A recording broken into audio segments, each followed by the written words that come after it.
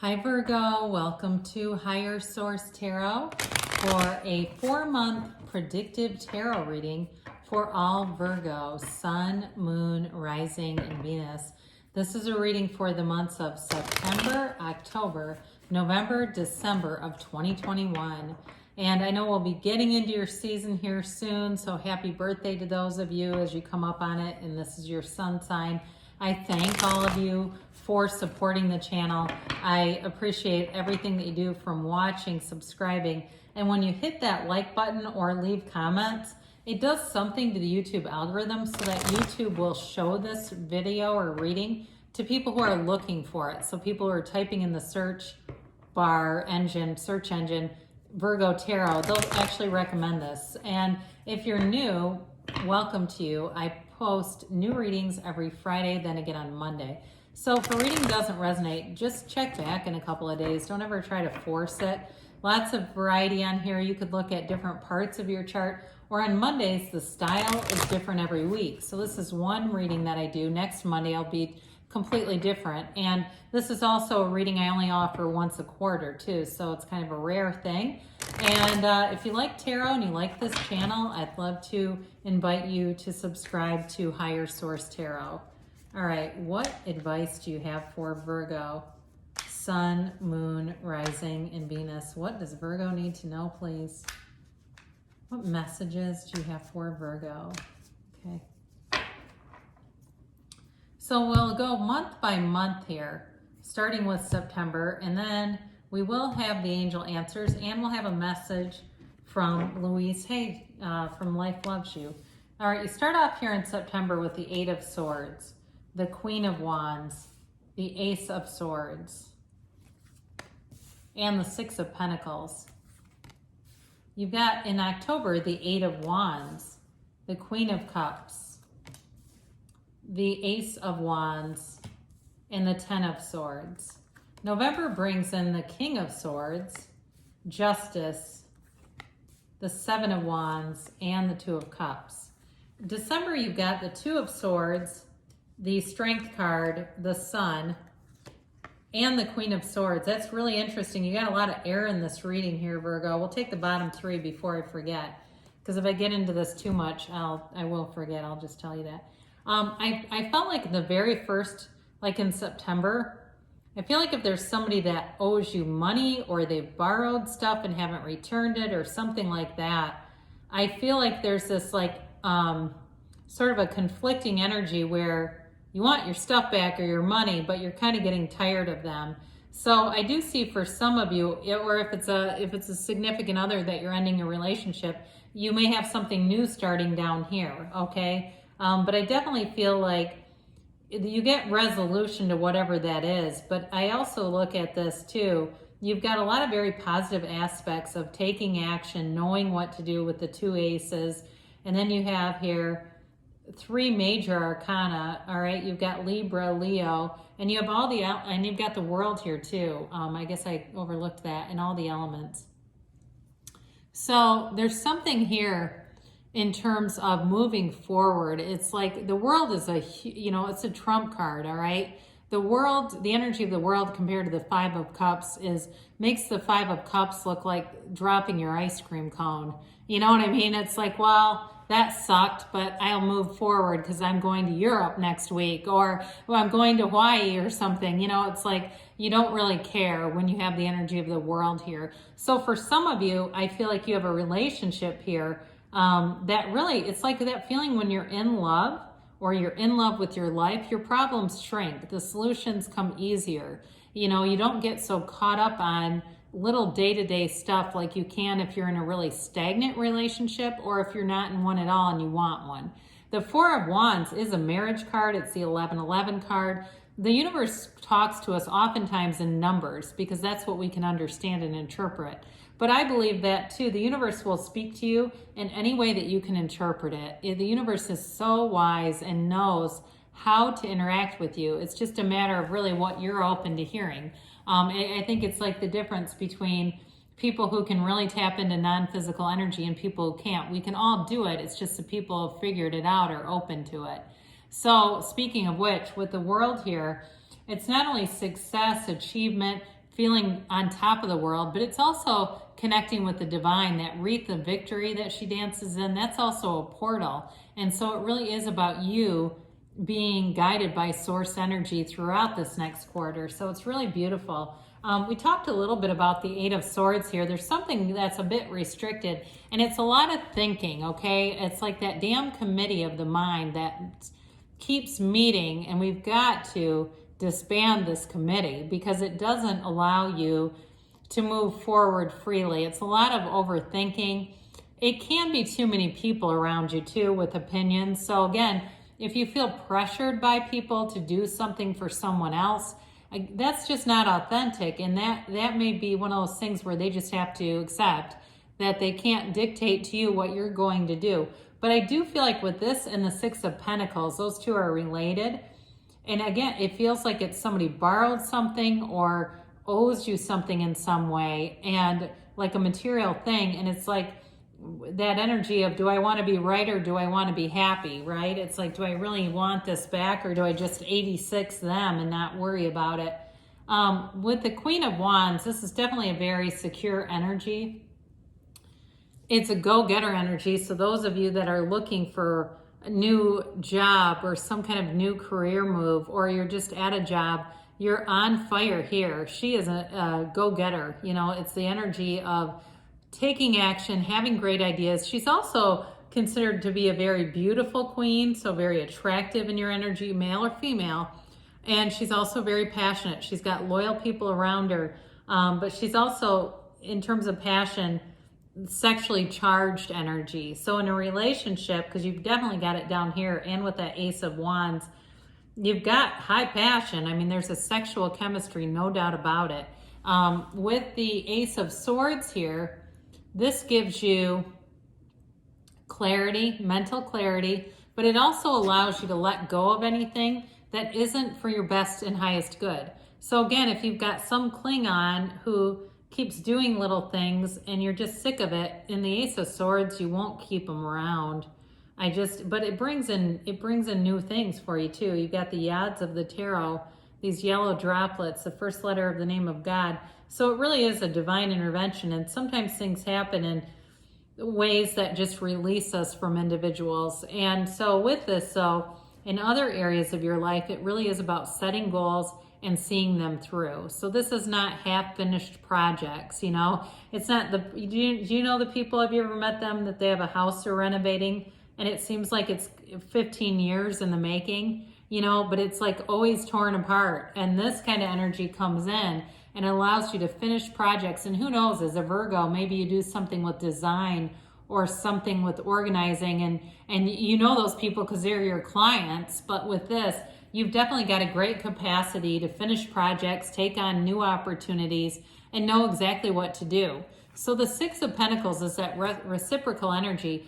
But again, it can be about giving things, borrowing things, loaning things, and there is an expectation to return it. So if you're a cross watcher and you've got Virgo stuff, give it back to them, because this is not taken freely. There is generally an expectation in return. It's giving, but you're also receiving with this energy. Now, some of you too, it can be about work-related stuff where you're putting in the time, but you will get compensated. I just don't see it as a work-related shortage for you. The Eight of Wands comes in, and it's definitely moving things forward in October. It's a quick and sudden energy. It's like quick and sudden change, movement. If you felt restricted with the Eight of Swords, you do not carry that into October with you. It moves you forward, but the only thing about this with having the Ten of Swords here, the Ten of Swords can sometimes be physical illness. And with this energy, sometimes when we get going in this, we are not recognizing the need for rest. And so the tarot always gives you guidance. I talked to another sign about being careful about talking about people, and the person got kind of annoyed, and it's like, look, they're warning you, don't. You know how to control that. It's not saying you're going to. But with this, it happens quick. It's an exciting time. It's like bracing for change. And again, if it's somebody that you haven't talked to in a long time, you will have communication from somebody. But again, this is also a back and forth kind of energy, all right? It's projects, ideas. It's a spark with another person. It's like a lot of stuff coming at you at once. And so with the Queen of Cups here, this is an energy of pure love. The Queen of Cups is a beautiful mother. She's got that maternal energy. So even if you don't have kids, it can be that energy where you look out for other people. You're a nurturer by nature. And it is an energy of having great intuition, instincts about things. Psychic energies are very positively seen here. And it's interesting too, because with the Queens, when you look at her cup and how decorated that is, even compared to like the Two of Cups, right? There's a depth here. So in a relationship, it is a relationship with real love and honesty. And this is an energy too in a relationship where you can be yourselves. Very down to earth, very approachable energy. There's no judgment here. I mean, it's just a very opening, welcoming energy. So we talked about the Ace of Wands and the passion that this brings in. In a relationship, it is that sexual chemistry and attraction, that sort of thing. It can be an apology for some of you. So the Eight of Wands there, it could be your Eight of Swords person showing up and saying, I'm really sorry, I messed up. But with the Ace of Wands, it's taking action. You know, it's moving forward. It's waving your magic wand. So things that you really deeply desire, you can have easily in this energy. You're manifesting things quite well in the next quarter. It seems like it's almost effortless for you. And you've got a drive here. It's like with that Ace of Swords too, whatever you're interested in, it brings excitement. It's something you want to do. So, you know, again, if it's like an exercise thing, you know, you're excited to do it. You can't wait to go there. It's not like, oh God, I've got to go to the gym. It's like you're wanting to set records and things. Now we talked about the Ten of Swords. To me, this feels like it could be physical. And so it's just an energy where I feel like you need to be aware of not getting too run down. Because even though it is an ending, it also can indicate physical pain or discomfort. So especially too, if you're all into a sport or some kind of physical routine, just being aware of your body. If your body's communicating injury, taking care of it too. It is a new cycle, but again, in this reading, it's like really one of the only cards. There are very few that denote any kind of a lower vibrational energy. So I feel like it is within your control. So you may take measures to insulate yourself so you don't end up here too. So in November, you've got the King of Swords, and it's great communication showing up here. It is being very clear about what you want. And again, he does cut people out if needed. I mean, he's not one to mince words or be hesitant. So you have to be a little bit careful with him in your presentation of things so that your delivery is not so harsh, because you have the Justice card next to you too. I do feel like you could have a situation in November where you find out information about somebody, you find out the truth about something. It could be work related, and I don't know if somebody screws around and is fabricating information at work, but it feels like with the King of Swords and Justice, you may be almost like a whistleblower here. So that may be something to think about. And I know it seems strange right now because we're still in August and you're going, I have no idea what you're talking about. But I do feel like it's in sometime towards the end here that there might be something going on there. I don't feel like it's with a love interest though. I don't think it's like them doing something you find out. Now with Justice, it's another one of those cards that has a lot of different meanings. I mean, it's knowledge and information, yes, and it can be legal information coming forward, but it's also about really knowing yourself and staying true to yourself. It's a card of the absolute truth. And so as you know yourself, you will align with things that make sense for you. You will not be in matches that just are not energetically correct. It is too a card of putting your foot down. So I feel like you get this a lot, don't you? And so if there's been somebody who just keeps taking advantage of you, I don't see you allowing that anymore. I just don't see you doing it. With the Seven of Wands here, this is also a card, when we talk about alignment, you've got a few things going on here. It's an energy of taking action and moving things forward, but it's also being able to find solutions to problems. So again, if there is some kind of an issue, I feel like you kind of lead the charge in exposing it, whatever that is. If it's an error in like accounting or something, or it could even be in your personal life, an error in accounting, and you have to kind of push things forward. It is a bit of a pushing energy. So we have to be careful, like we talked about force manifesting, but it almost feels like it's in response to correcting something, and you don't back down. Okay, and especially too, because you are an observer of details, you will have everything you need just to present. Hey, I was going to say present a case. I'm always hesitant to say that because especially if you're not a lawyer, but with justice there, that does kind of make sense. So with the Two of Cups here, we talked earlier, you've definitely got a relationship that's blooming and blossoming, and it feels like though it starts before November to me. It feels like it is a match. And even at work too, though, it's also being in sync. And some of this, if you do catch somebody doing something, I feel like part of it is your loyalty. Like you are in sync with the values of where you work. You want to do the right things. You're committed to upholding the, vision of the place that you work at. Or again, if it's you and you work for yourself, again, there could be something with somebody you work like a business or something you do business with, where again you're working some things out. But either way, in terms of a relationship though, it's very reciprocal, it's two-sided. I don't see this as the person who takes advantage of you by taking things at all. This is a giver, somebody who has a giving heart. And really when we look at this, when we look at some of the major arcana that are here, you have a really loving energy. There's freedom and happiness here, an unconditional regard. It's really beautiful. So I don't feel like there's a concern there at all. But into December, you've got a little bit of a caught in the middle feeling with the Two of Swords. But I feel like that Queen of Swords is going to set this free so fast.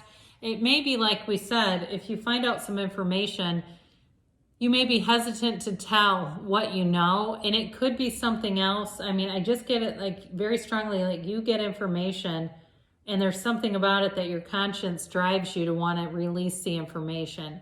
But I do think it gives you pause, not wanting to create drama, not wanting to, possibly lose a friend over it. It's that caught in the middle, indecisive energy. So the antidote with this is almost always meditation, quieting the mind, and allowing your heart space to open up. Because when you have a noisy mind and an armored heart, it creates a barrier between you and your desires and you walking forward. So it's like you have to release this energy so that way you can be in that place where things feel free, easy, uplifted. You do have power in a situation, I will say that. I also feel like in a relationship, you too have a mutual compassion for one another, a mutual understanding of each other's foibles, traits. You may be very different in some ways, and that's also okay. But I do feel like with this, it is a card of a very pure love, an organic love.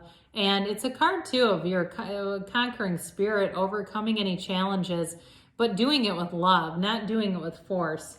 And so the sun shows up, and the sun is that high vibrational, hell yes, pure positivity, unconditional energy. He waves, that androgynous child waves that banner of victory, of success. It's synergy. Again, with work-related stuff, there's something about this where you have a real drive towards that synergy with people around you. So if somebody isn't doing what they should be, it's going to be uncomfortable, and I just don't see you keeping them around. But in terms of a relationship, like a love relationship, you have a high compatibility. Even if there's some differences, it's like it brings in a beautiful balance, and it brings in something really special. With the Queen of Swords here, she is a card that reminds us not to take ourselves too seriously. She's a bit sarcastic. She's very outspoken. And so again, for some of you, I do think you're speaking up. You don't see duct tape on that mouth, right? She says what she thinks.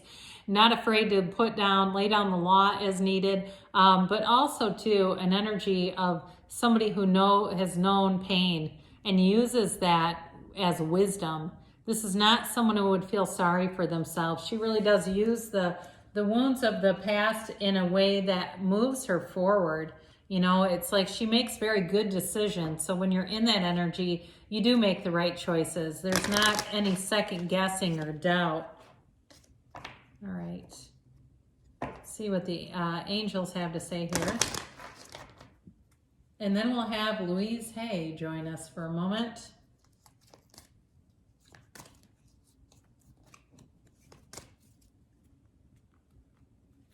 All right, and a yes, no, maybe for Virgo. You've got to ask your angels, so ask and they will answer you. The situation will improve. So whatever that is for you, like we talked about, there may be something with an individual up here. Peaceful resolution. You've got, you're ready. So whatever this is, you're ready to receive. And you've got a yes. It's that emphatic yes, because you do create your own reality. Oh, I love this, especially because you have strength. This is Louise Hay. I let grace lead the way. So the card of strength is much to do about grace. It's like you come out of that season of crisis and it always brings you grace. All right, take the first step and you will be shown the next step and the one after that. Know that life will love you every step of the way. Beautiful ending. I love you too, Virgo, and I'll be back again soon.